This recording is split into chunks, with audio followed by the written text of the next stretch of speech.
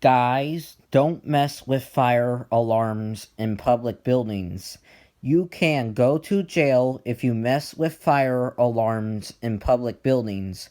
So don't do that. Only do it with your own fire alarms.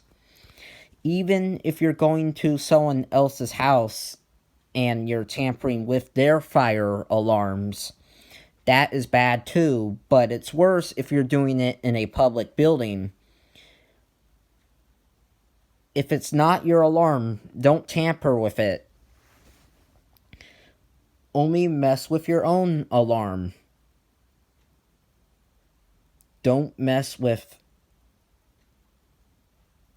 fire alarms in other people's houses, and definitely don't mess with fire alarms in public buildings.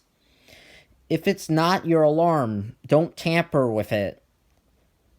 Especially in a public building, because if you tamper with a public alarm, you are going to get in big trouble.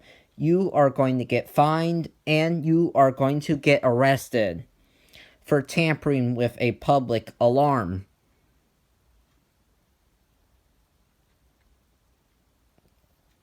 And you are putting the public in danger for tampering with alarms in public.